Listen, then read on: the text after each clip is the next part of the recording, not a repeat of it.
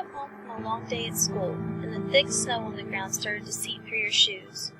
Your feet are ice cold by the time you get home.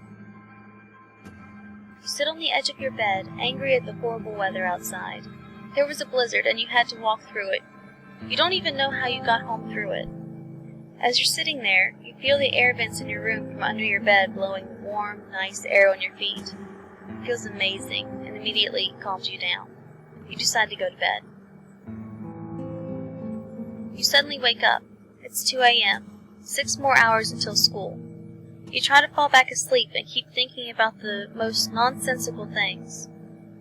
You curse at yourself for keeping yourself up so late, the time now being 3:27 a.m., and you try to go back to sleep, exhausted. Something keeps you up, though. There is a soft sound coming from somewhere, but you can't really identify it. It sounds sort of like someone breathing. At first you just think it's your parents sleeping in the room above you, and just let it go at that.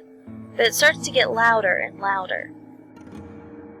Eventually you get extremely angry at the sound. It's now 4:35 a.m., and you need to get your sleep. You start looking around in your room to investigate the source of the sound. You look in the corner and you see something. It looks like a human, but severely mutilated. It has a stump of an arm and it's missing its legs, blood seeping from the holes where they should have been. At first you think it's all a dream, but the moment it looks at you, you know that you are not dreaming. Its eyes were horribly injured. Its left eye has everything from the iris up missing, and it didn't even have a right eye. It also had a horrifying smile on its face. You're frozen in fear from the look it gives, and it starts to get up. You aren't even sure exactly how it got up, due to its lack of legs. It just seemed to float up. It starts to float towards you. You don't know what to do. You can't scream from the pure terror you're experiencing, and you can't move either. He gets closer and closer, and eventually you are face to face with him. He doesn't say anything. You and him just stare at each other for what seems like an eternity. It opens its mouth. It just breathes on you. His breath is so nice and warm it immediately calms you down. You feel the terror leaving your body and you start to get sleepy.